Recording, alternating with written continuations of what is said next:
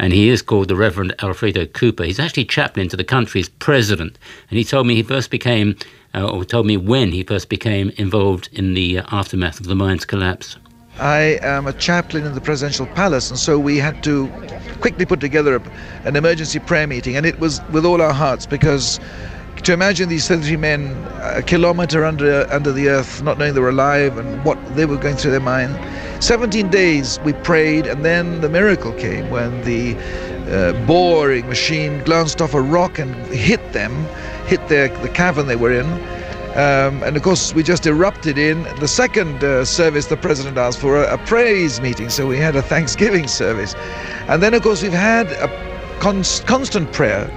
And this has been one of the interesting factors for folk like us to notice. Many of the miners went down as atheists or unbelievers or semi-believers, and they've come up to a man testifying that there were not 33 but there were 34 down there, that Jesus was there with them, that they had a constant sense of his presence and guidance. If you truly believe that it was divine intervention which rescued them, then presumably you also believe it was divine intervention which left them down there in the first place. I mean, it doesn't always make sense, this kind of argument, does it? Well, the thing is that in this fallen world, this is exactly what does occur. Man is subject to and object of accident and all sorts of problems, thanks often to his willful negligence, as was the case in this mine. There are consequences for when you don't care enough for people. And of course, in those situations, we might compare Jonah in the whale. You know, people tend to cry out to God, and this is what's happened. So you think God really God listened to your prayers? God listened to your prayers, God listened to their prayers. That's you believe they were rescued by divine intervention, really?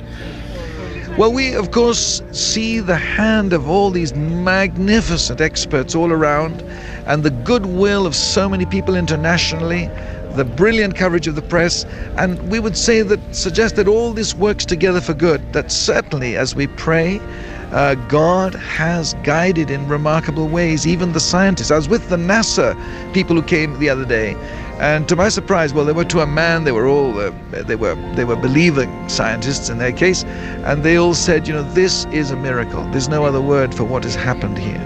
Okay. So, I mean, scientists, politicians, presidents, we seem to have all come together in one happy moment saying, goodness, God is there and he answers prayer. That's how we feel.